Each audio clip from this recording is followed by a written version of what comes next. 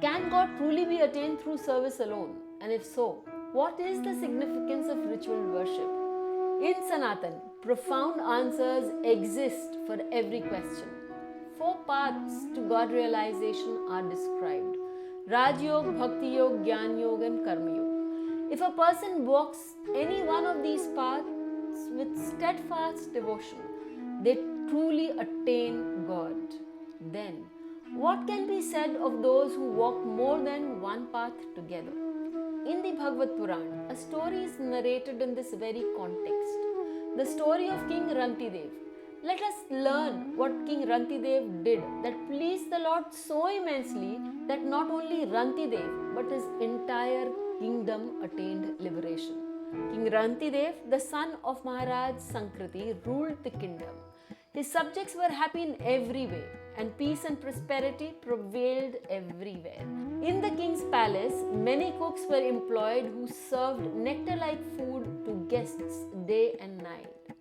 However, who knows what destiny may bring? Time turned adverse, and suddenly a severe famine struck the land due to lack of rainfall. King Rantidev spent the entire royal treasury and all grain reserves in the service of the starving people. Eventually, the situation became so dire that not even 2 handfuls of grain remained in the royal palace for Rantidev and his family. A Kshatriya cannot beg, and even if he were to beg, who would give him when there was hunger everywhere? The king quietly left the palace with his wife and son. They set out on deserted paths to survive on forest roots, tuber, leaves, or whatever food someone might offer without being asked. There were not even leaves. Obtaining even a few drops of water to moisten their parched throats became extremely difficult. This unbearable condition did not last for a day or two, but for full 48 days.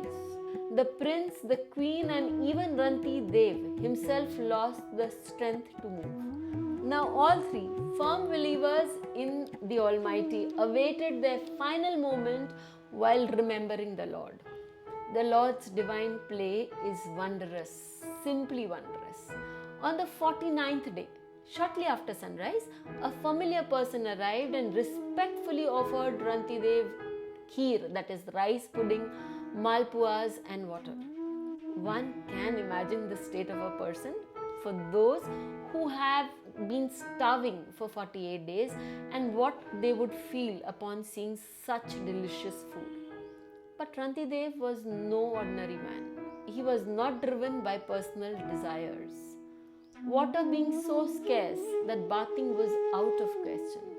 Only mental purification, mental worship, and mental sandhya and offerings were possible. And these had continued unwaveringly. After offering the food and water to the Lord, a thought arose in Rantidev's mind. Will this be my first meal in my life that I will eat without feeding a hungry guest? At that moment, a voice was heard. O king, I am extremely hungry. A Brahmin guest had arrived. Rantidev felt that God himself had come to fulfill his vow. With great reverence, he served the food. The Brahmin ate to his satisfaction, blessed the king, and departed. After the Brahmin left, Rantidev gave the remaining food portion to his wife and son and was about to himself sit down to eat when a Shudra guest arrived. The king respectfully fed him as well.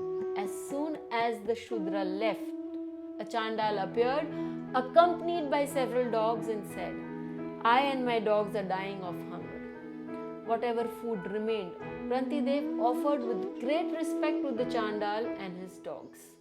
They too ate fully and departed. Now, only a small amount of water remained, drinking which alone could save Rantidev's life. Just as the king was about to drink the water, a pitiful cry reached his ears. I am dying of thirst. Please give 2 handfuls of water to this impure man. Though Rantidev's life was hanging on a thread, he forgot his own suffering and prayed, O Lord of the universe, I do not desire liberation. I do not desire supernatural powers or salvation. Grant me only this, that I may dwell in the hearts of all beings and bear their sorrow, so that all creatures may become free from suffering. The Mlech, weak with thirst and with hesitation, stood at a distance. Somehow, Rantidev rose, lifted the water vessel, went to him and said, "Brother, drink this water fully and preserve your life." Only one thought, one prayer echoed repeatedly in his heart. I do not desire my kingdom again.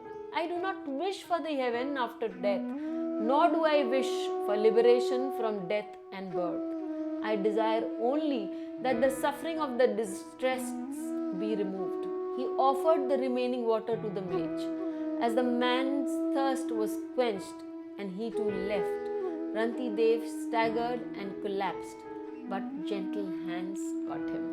Opening his eyes in astonishment, Rantidev saw before him Lord Brahma, the creator, seated on a swan, Lord Vishnu, dark as a rain cloud, riding Garuda, and Lord Shiva, fair as camphor, mounted on Nandi, and Yamraj, seated upon his buffalo.